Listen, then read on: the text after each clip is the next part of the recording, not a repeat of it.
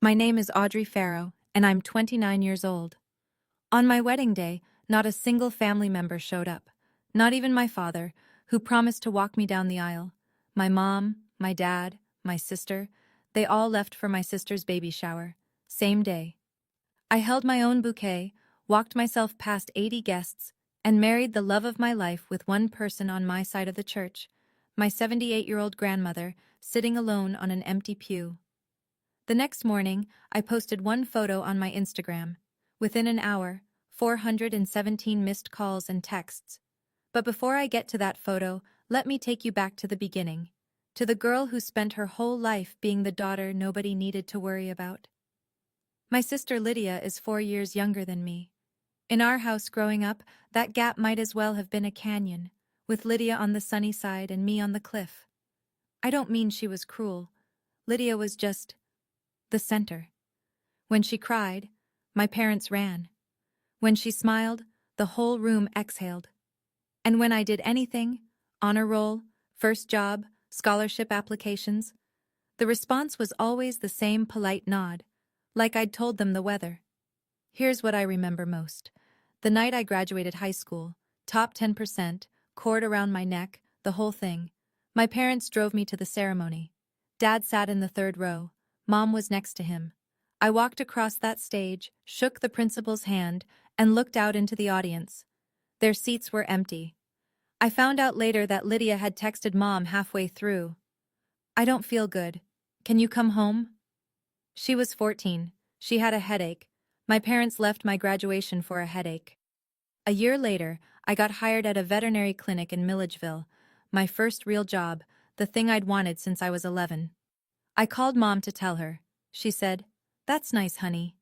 Then, without a breath, "Your sister just broke up with Tyler. She's a mess. I need to go." Click. That was the pattern. Not hatred, not yelling, just absence. I was the daughter who didn't need anything, so I got exactly that. Nothing. When I was 22, I wrote my mother a letter. 4 pages. I explained how it felt to always come second.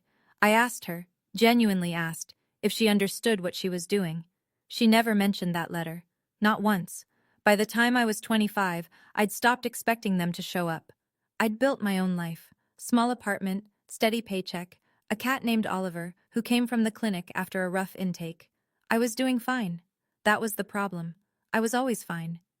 The night I realized Ethan was different, I'd invited my parents over for dinner. First time I'd ever hosted anything. I spent the whole afternoon cooking, roast chicken, garlic mashed potatoes, a salad I actually looked up a recipe for. Set the table for 4, lit a candle. Felt stupid about the candle. 1 hour before they were supposed to arrive, Mom called. "Honey, Lydia needs to talk. She's going through something with her boyfriend.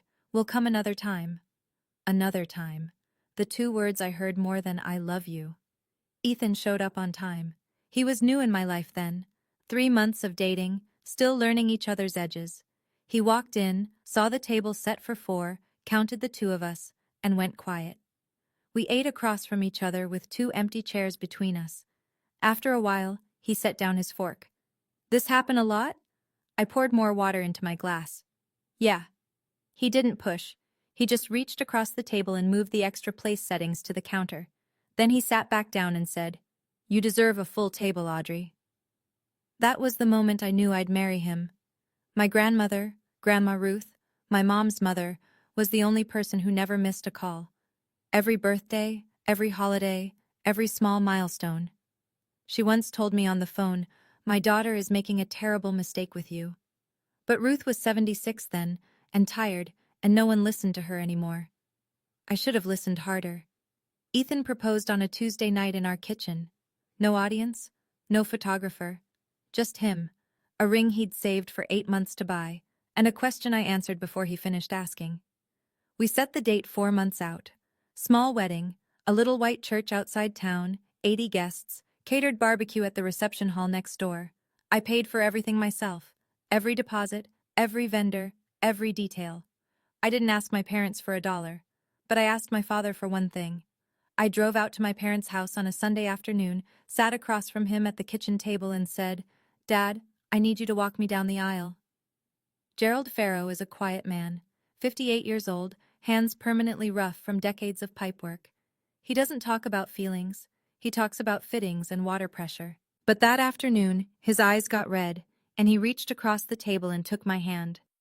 "I'll be there, sweetheart, I promise." I believed him. I needed to believe him. Before I left, I found my mother in the living room. "I need everyone there," I said. "This is my wedding." Mom, Donna, barely looked up from her phone. "Of course we'll be there. Don't be dramatic." That word, dramatic. The word she used whenever I had a feeling she didn't want to deal with. On the drive home, I replayed something she'd said the week before, when I first told her the date. Lydia was 5 months pregnant then. Mom's response wasn't congratulations. It was, "Oh, Lydia's due date is close. We'll have to work around that." Work around that. Like my wedding was a scheduling conflict. I told Ethan about it. He said I was reading too much into it. I wanted to believe that too. 3 days before my wedding, I heard it. I was at my parents' house picking up a box of old photos for the reception slideshow. Lydia was on the couch, phone on speaker, talking to a friend. "Yeah, the baby shower's Saturday. Mom went all out, pink streamers, the whole thing." Saturday. My wedding was Saturday. I stood in the hallway holding that box of photos, and the floor tilted. I called Mom from my car. "You're throwing Lydia a baby shower on Saturday?" "It's in the morning," she said, like she was explaining a bus schedule. "The wedding's in the afternoon. We'll be at both. Don't worry about it." "Why didn't you tell me?" "I didn't think it was a big deal." "Mom, you've known my date for 4 months. You could have picked any other day." "Lydia's friends can only make it Saturday." I gripped the steering wheel. "Then move it to Sunday." "Audrey, don't start. Everything will be fine." When I got home, I dropped the photo box on the kitchen counter and told Ethan. "She did this on purpose." He paused, measuring his words the way he always does. "You don't know that." "I do." That night, my maid of honor, Jess, called. Jess is a nurse, sharp, direct, the kind of friend who won't let you lie to yourself. She'd done some digging. "Audrey, that shower was planned 2 weeks ago. 2 weeks. Your mother had 4 months of open Saturdays." 2 weeks. She chose the date 14 days before my wedding. Not a coincidence. Not a scheduling problem. A choice. I hung up and stared at the ceiling for a long time. Then I picked up my phone and texted my father. "You promised." He didn't reply. My wedding day, 7 in the morning. I'm sitting in a salon chair at Jess's apartment while she pins my hair. My phone buzzes on the counter. "Dad." I almost don't answer. Almost. But he promised. So I pick up. "Honey, His voice is low, the voice he uses when Mom is in the next room. "Your mom says we need to be at Lydia's shower. She's not feeling well." "Dad, my wedding is in 5 hours. "I know, I tried. Your mother—" "You promised." Silence. 4 seconds. 5. "I'm sorry, sweetheart. Are you coming or not?" More silence. Then quietly, "I can't." I pull the phone away from my ear. I look at it.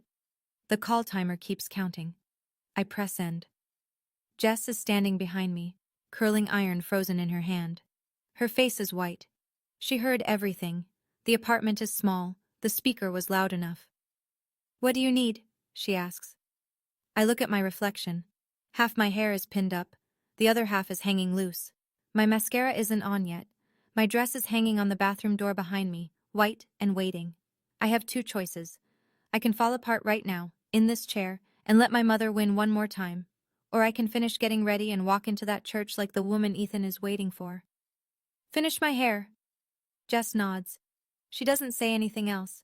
She just picks up the curling iron and keeps going. I don't call my father back. I don't text my mother. I don't send Lydia a message asking why. I sit in that chair, and I watch my reflection become a bride. And I do it in silence. The next 3 hours are the longest of my life. The church is 100 years old. White clapboard, narrow steeple, wooden pews that creak when you sit. I chose it because it reminded me of something from a painting. Small, warm, honest. Inside, 80 people are waiting. Ethan's side is full. His parents, his brother, his aunts and uncles, co-workers from the electrical union. The left side, my side, is nearly empty. Jess is already at the altar holding her bridesmaid bouquet. 3 of my coworkers from the clinic sit together in the second row. Dr. Marsh gave them the afternoon off. And in the front pew, alone, sits Grandma Ruth. 78 years old, bad hip, a wooden cane hooked over the armrest. She drove 2 hours this morning from Savannah, by herself. The wedding coordinator, a woman named Paula, finds me behind the double doors. She glances at the empty pews, then back at me. Should we move some chairs? Fill in the gaps? No, leave them. The music starts. Pachelbel's canon. I hear it through the doors like it's coming from underwater. I look down at my bouquet. White peonies. I'm holding it with both hands because no one is holding my arm. The doors open. I step forward. 80 faces turn. I feel every single pair of eyes. I see the empty pews to my left, the white space where my parents should be sitting. I keep walking. Halfway down the aisle, I see Grandma Ruth push herself up from the pew. She grips her cane, stands fully upright, and her eyes are wet. But she's smiling. At the end of the aisle, Ethan is waiting. His jaw is tight. His eyes are red. The pastor clears his throat. Who gives this woman to be married? Silence. Then from the front pew, Grandma Ruth's voice, clear and steady. I do. The whole church exhales. Someone starts clapping. Then everyone does. We say our vows. I don't cry during mine. I've done enough not crying for one day. But Ethan's voice cracks twice during his, and that almost breaks me. The reception is at the barbecue hall next door. String lights, paper lanterns, a playlist Ethan and I built together over 3 months. Nothing fancy. But it's ours. Jess gives her toast first. She holds her glass steady, looks right at me and says, Audrey Farrow is the strongest person I know. She never asks for anything, and today she didn't have to. Everyone who matters is in this room. The room goes quiet, not awkward quiet, the kind of quiet that means people understand something without needing it spelled out. Then Grandma Ruth dances with me. A slow song. What a wonderful world. She can barely move her left hip, so we mostly just sway. She holds my hand the whole time. People take photos. Some of them are crying and they barely know her. Later, our photographer Mike pulls me aside. He's scrolling through his camera, and he stops on one image. It's me, standing at the edge of the aisle, bouquet in hand. Behind me, the pews on my side stretch back. Empty, every single one, except the front row, where Ruth sits small and alone. Afternoon light pours through the stained glass window, casting soft color across the white wood. This one's powerful, Mike says quietly. You might want to keep it. I stare at it for a long time. Then I nod and walk back to the dance floor. That night, after the last guests leave and Ethan and I are alone in his truck in the parking lot, he asks, Are you going to tell anyone? About your family? I lean my head against the window. I don't need to. They already know. Mike emails me the full gallery at midnight. I don't open it. During the reception, I catch pieces of conversations I'm not supposed to hear. Ethan's brother's wife, standing near the dessert table, leans toward Jess. Where's Audrey's family? Did something happen? Jess doesn't flinch. They had other plans. The woman blinks. Other plans? On her wedding day? Jess picks up a plate of peach cobbler. Yup. She walks away. Near the bar, 2 of Ethan's uncles are talking low. One of them shakes his head. The girl walked in alone, nobody on her arm. You see her side of the church? The other one drains his beer. I've been to a lot of weddings, never seen anything like that. My boss, Dr. Lena Marsh, a veterinarian who's been running the clinic for 20 years and doesn't suffer fools, finds me near the photo booth. She pulls me into a hug, tight, the way she hugs the dogs after surgery. I'm proud of you, she says into my ear. And I am furious for you. I nod into her shoulder. Later, the part that stays with me, Grandma Ruth pulls me behind the dessert table, gripping my elbow with her small, bony hand. I called your mother this morning, she says. I told her, if you miss Audrey's wedding, don't call me again. Do you know what Donna said? I shake my head. Stay out of it, Mother. So I got in my car at 6 in the morning and drove 2 hours to be here. Ruth straightens her back. I will not miss this day. Then she tells me something that hits harder. Your father wanted to come. I heard him say it, through the phone in the background. He said, I should be there. And your mother told him, if you go, you're choosing Audrey over this family. I hold Ruth's hand. I don't let go for a very long time. Danny, Ethan's best man, a guy built like a refrigerator with the personality of a golden retriever, gives his toast at the end of the night. He starts funny. A story about Ethan accidentally electrocuting himself on a job site and refusing to go to the hospital. The room laughs. Danny is good at this. Then he shifts.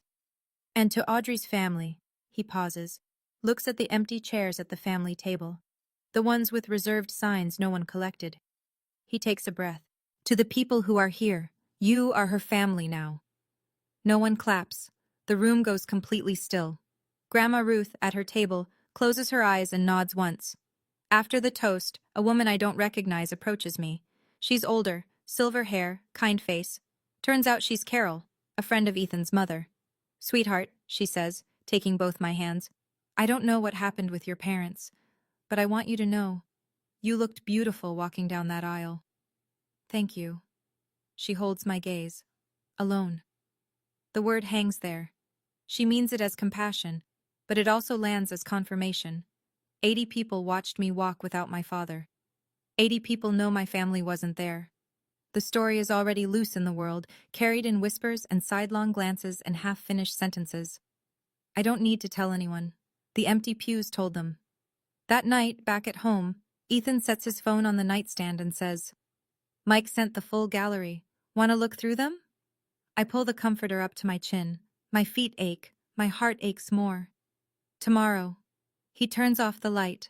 I lie in the dark, staring at the ceiling, replaying Ruth's words. If you go, you're choosing Audrey over this family. My father chose. Okay, I need to pause here for a second. My dad looked into my eyes, held my hand and said, I promise. And then that morning, he called to cancel. Because my mother told him to go to my sister's baby shower.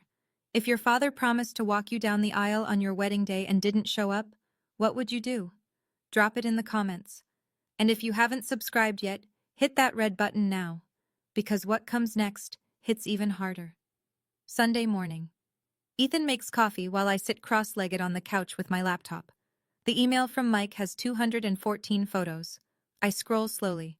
The ceremony, the vows, the first dance, Ethan dipping me and almost dropping me, Jess laughing so hard her mascara smears, Ruth swaying on the dance floor holding my hand. Then Ethan sits beside me. He reaches over and stops my scrolling. That one. I look. It's the photo Mike pointed out at the reception. Me, standing near the head of the aisle, bouquet angled down in my right hand. Afternoon light flooding through the stained glass window, laying ribbons of amber and blue across the wood floor. My veil is catching the light. I'm not smiling, not yet. I'm looking forward, toward Ethan, like I'm about to step off a ledge and trust someone to catch me. And behind me, the pews. Row after row on my side, everyone empty. Except the very first, where Grandma Ruth sits small and upright, hands folded in her lap, cane hooked over the armrest. It's the most beautiful photo, Ethan says, and the most honest one. I stare at it for a full minute. Then I open Instagram. I upload the photo. In the caption, I type 5 words. The only family who showed up. No hashtag, no explanation, no tag. I post it because Ruth deserves to be seen. Because she drove 2 hours with a bad hip at 78 years old to sit in a pew alone. And because this photo, this single image, says everything I've never been able to put into words. I close the laptop and set it on the coffee table. Let's go to the farmer's market. Ethan grabs his keys. We leave the phone behind. Both of them. We spend an hour walking through the market. Peaches, bread, a jar of local honey. Ethan buys me sunflowers. It's warm and slow, and for 60 minutes I forget about everything except the man beside me and the weight of the paper bag in my arms. We get back to the truck. I open the passenger door, set the bag on the floor, and reach for my phone in the center console. The screen is solid with notifications. 417. Calls, texts, Instagram comments, DMs. The number keeps climbing as I hold the phone. I scroll. 12 missed calls from Mom. 8 from Dad. 3 from Lydia. The rest, cousins, aunts, church friends, people I haven't spoken to in years. Jess has texted 14 times. The most recent one, in all caps. Your photo is everywhere. Your mom's friend Linda shared it on Facebook. Then someone from church reposted it. It hit the Milledgeville community page. A text from my Aunt Karen. Audrey, why wasn't your mother at your wedding? From mom's friend Linda. Donna says take the photo down. What happened? From a cousin I haven't seen since Thanksgiving 4 years ago. Just saw your wedding photo. That's heartbreaking. Are you okay? I keep scrolling. The messages blur together. Shock, outrage, confusion, demands. A few people congratulate me on the wedding. Most of them want to know the same thing. Why was that pew empty? Ethan is watching me from the driver's seat. He doesn't reach for his own phone. He just waits. You didn't do anything wrong, he says. I know. The phone buzzes again in my hand. The screen lights up with a name. Mom. I set the phone face down on my thigh. Ethan starts the truck. We pull out of the parking lot in silence, but I can feel it vibrating against my leg the whole drive home. I answer at the kitchen counter. Ethan is putting groceries away. He stops and leans against the refrigerator, arms folded, watching. Take that photo down. No hello. No, how was the wedding? No congratulations. Just, take that photo down, now. Which photo? You know which one. You're embarrassing this family. I set my bag of peaches on the counter. I posted a photo of my wedding, Mom. You're not in it because you weren't there. I told you we'd come after the shower. Lydia wasn't feeling well. You know how she gets. You promised to be at my wedding. You chose a baby shower. I didn't choose anything. Your sister is 7 months pregnant and she was nauseous all morning. What was I supposed to do? Leave her? You were supposed to be at your daughter's wedding. Silence. Then Donna's voice shifts. Lower, shakier, the tone she uses when she's about to redirect the entire conversation onto herself. I can't believe my own daughter is doing this to me. After everything I've done for this family, all the years I held things together, and this is what I get? I close my eyes. I've heard this script before. Every confrontation, every time I push back, the same pivot. Her pain, her sacrifice, her version of the story. This isn't about you, Mom. The photo is about Grandma Ruth. She drove 2 hours. You couldn't drive 40 minutes. Donna's voice turns sharp. Your grandmother had no right. She had every right. She showed up. I hear Mom inhale, fast, like she's about to launch into something. I don't give her the chance. I have to go. I hang up. Ethan is still leaning against the refrigerator. He doesn't say anything. He just pulls me into a hug and holds on until I stop shaking. 2 hours later, my phone rings again. Dad. His voice is different from Mom's. No demands, no accusations. Just the flat, hollowed-out sound of a man who knows he did something wrong but has no idea how to say it. Audrey, I should have been there. Yeah, you should have. Your mother was worried about Lydia, the baby. Dad, Lydia is 7 months pregnant, not in labor. It was a baby shower, with cupcakes and balloon animals. He doesn't argue. That's the thing about my father. He never argues. He just absorbs everything, like a sponge that can't wring itself out. You looked me in the eye, I say. At the kitchen table. You held my hand and you promised. I remember. Then you know I don't have anything else to say. Another pause. I hear him swallow. Can I make it up to you? The question sits between us like a stone. I turn it over in my mind. Make it up, like he missed a school play, like he forgot to pick me up from soccer practice. How do you make up missing your daughter's wedding? He doesn't have an answer. I knew he wouldn't. I love you, Dad, but I can't keep pretending this is okay. I've been pretending my whole life and I'm done. Audrey, I mean it. I'm done. I press end. The screen goes dark. I set the phone on the counter and push it away from me like it's something hot. Ethan is in the doorway. He walks over, pulls out the chair next to me and sits down. He doesn't say anything. He puts his hand on my shoulder and leaves it there. Outside, a cardinal lands on the fence post. It sits for a minute, tilts its head, and flies away. I don't open Lydia's messages until Monday morning.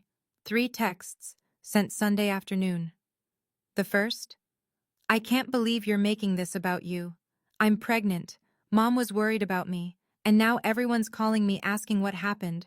You're stressing me out and it's bad for the baby. The second? You could have just come to the shower too. We could have all been together. I read that line 3 times. You could have just come to the shower too. My sister genuinely believes I should have skipped my own wedding to attend her baby shower. That my marriage, the vows, the church, the 80 guests, the dress I saved 4 months for, could have been rescheduled around pink streamers and a diaper cake. The third text, call Mom, she's upset. I hand the phone to Ethan.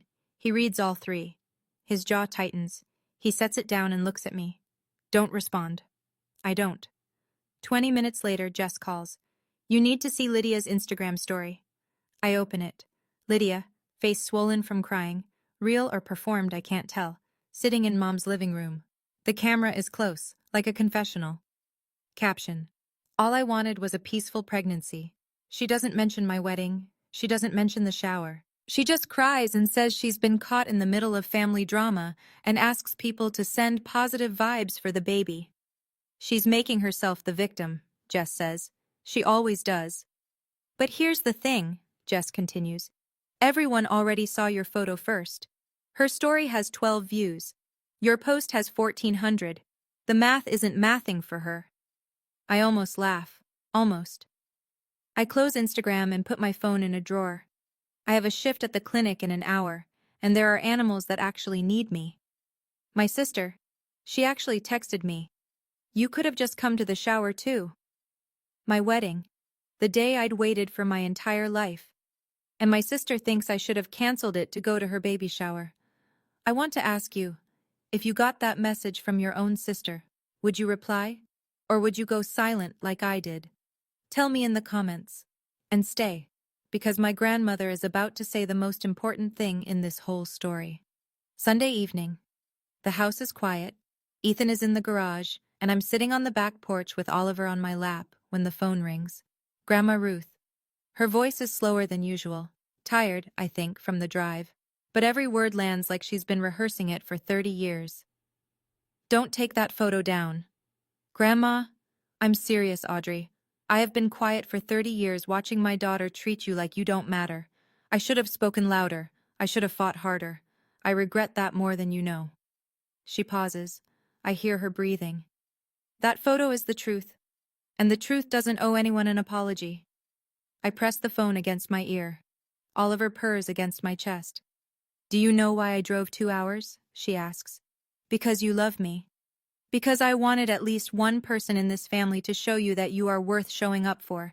That you deserve someone in that pew. Even if it's just a tired old woman with a bad hip. My throat closes. My eyes burn. And for the first time since the wedding, the first time since that 7 a.m. phone call from my father, I cry. Not loud, not dramatic. Just tears, running down my face and into Oliver's fur, while my grandmother breathes on the other end of the line and lets me. You're strong, Audrey, she says softly. But you don't have to be strong alone anymore. Then she tells me one more thing. I told Donna before the wedding, if she missed your day, I'd be done with her. She missed it anyway. I wipe my face with the back of my hand. Are you okay, Grandma? I'm fine, baby. I have been waiting a long time to do the right thing. Monday. Milledgeville is a town of 12,000 people. News travels at the speed of a church parking lot. Donna goes to her weekly service committee meeting at Grace Baptist. 3 women she's organized fundraisers with for 6 years are already seated when she walks in. One of them, Margaret, who runs the potluck calendar, looks up and says, Donna, I saw on Facebook your daughter got married this weekend. Beautiful photo. Were you there? Donna sits down. There were some family matters, private. Margaret nods, but the nod is slow, and she doesn't look away. Nobody else speaks. The meeting starts. Nobody mentions it again, but I hear about it from Jess, who heard it from a nurse at the hospital whose mother goes to Grace Baptist. That's how small towns work. The information doesn't explode. It seeps. Gerald goes to the hardware store Monday afternoon. Bill Porter, a longtime customer, is at the counter. Heard your girl got married, Gerald. Congrats. Were you there? Gerald picks up his PVC fittings, pays in cash, and walks out without answering. At the clinic, Dr. Marsh finds me in the supply room restocking syringes. She leans against the doorframe. Your photo. Everyone here saw it. You don't need to explain anything to anybody. I wasn't planning to. She nods. Good. That afternoon, Jess sends me a screenshot. Donna has posted on Facebook an old family photo, me at 16, Lydia at 12, all of us smiling at the lake. Caption: Family is everything. Through thick and thin, no likes, no comments, just Donna, performing the version of our family she wants people to believe in. I stare at the screenshot. 16-year-old me grins back, unaware of what's coming. I close the message and go back to work. Tuesday evening, Donna calls again. This time her voice is measured, controlled. She's had 2 days to rehearse. I want to sit down and talk, as a family. Your father and I want to explain what happened. There's nothing to explain, Mom. You chose not to come to my wedding. It wasn't like that. You scheduled a baby shower on my wedding day. You knew the date. You had 4 months of Saturdays. Lydia is 25 and pregnant, not dying. She has a boyfriend. She has friends. She had a room full of people at that shower. She didn't need you that day. I did. Donna goes quiet. I can hear her breathing, quick, shallow, the way she breathes when she's losing control of a conversation. What do you mean you did? I mean I'm not calling anymore, Mom. I'm not coming to Sunday dinner. I'm not pretending everything is fine while you and Dad choose Lydia over me, every single time, and then act surprised when I'm hurt. Audrey, when you're ready to acknowledge what you did, not explain it, not justify it, just acknowledge it, you can reach out. Until then, I need space. You're cutting off your own mother? I'm not cutting you off. I'm stepping back. There's a difference. 5 seconds of silence. I count them. Then Donna hangs up. I set the phone down. My hands are steady. My voice didn't crack once. I didn't raise it, didn't curse, didn't say anything I'd regret. For the first time in my life, I told my mother exactly where I stand, and I didn't apologize for it. Ethan walks in from the garage, wiping his hands on a rag. You all right? Yeah, I say, and I mean it. 2 weeks pass. I don't call home. They don't call me. The silence is strange. Not peaceful. Not yet. But not as heavy as I expected. It feels like setting down a suitcase I didn't realize I'd been carrying. On a Thursday, a postcard arrives. No return address, but I know the handwriting. Small, blocky letters, the kind a man who works with his hands produces when he's trying to be careful. Inside the envelope, along with the postcard, is a folded check for $200. The postcard is blank. No message. Just the money. I write a note on the back of the postcard. I didn't need money, Dad. I needed you. I put it in a fresh envelope and mail it back. A week later, Lydia has the baby. A boy, 7 pounds, healthy. I order a set of blue onesies and a stuffed elephant online and have them shipped to Mom's house. I don't call. I don't visit. Jess tells me what she hears through the grapevine. Donna has been removed from the event planning committee at Grace Baptist. Nobody said it was because of the photo. They just said they were rotating leadership. But 3 committee members liked my Instagram post, and one of them, Margaret, commented a single heart emoji under the picture of Ruth. Grandma Ruth calls me every Wednesday night at 7. We talk about nothing and everything. One week she tells me, "Your mother hasn't called me. I thought she would. She hasn't." Then quieter. I don't regret it. Audrey and Ethan settle in. We plant tomatoes in the backyard. We adopt a second cat from the clinic, a gray tabby named Pepper who hides under the dresser for 3 days before deciding she trusts us. The table is smaller now, but every chair is full. One evening, I'm making dinner when I hear Ethan come in through the back door. He's got a look on his face, careful like he's deciding whether to tell me something. Your dad was at the clinic today. I set down the spatula. What? Dr. Marsh mentioned it. He pulled into the parking lot around noon, sat in his truck for about 10 minutes. Then he left. I look out the kitchen window at the darkening yard. I imagine Gerald sitting in his truck, engine running, staring at the front door of the clinic, trying to find the courage to walk in. And failing. I don't go after him. Not yet. The photo is still on Instagram. I never took it down. Sometimes I look at it. Ruth, small and bright in the front pew, the light falling across all those empty seats. I keep it because it's beautiful, because it's true. I didn't post it for revenge. I posted it because my grandmother drove 2 hours on a bad hip to sit in a church by herself, and I wanted people to see her, that's all. But the truth has a way of traveling on its own. 417 calls. Not because I said anything cruel, because one photo showed exactly what happened, and people drew their own conclusions. I love my father. I love my mother. I even love my sister. But love doesn't mean endurance, and a boundary isn't a punishment. It's protection. Tonight, my dinner table has 2 chairs, Ethan and me. On Wednesdays when Ruth visits, we add a third. The table is smaller than the one I grew up at, but every seat is taken by someone who chose to be there. If you're waiting for your family to love you the right way, stop waiting. Love yourself first. Leave the door open. But don't stand in the doorway. That's my story. 417 missed calls, 1 photo, and a lesson I wish I didn't have to learn. Sometimes, the people who love you most aren't the ones who share your blood. If this story hit close to home, drop a in the comments if you know what it feels like to sit next to an empty chair. Subscribe and hit that bell. I have more stories like this one.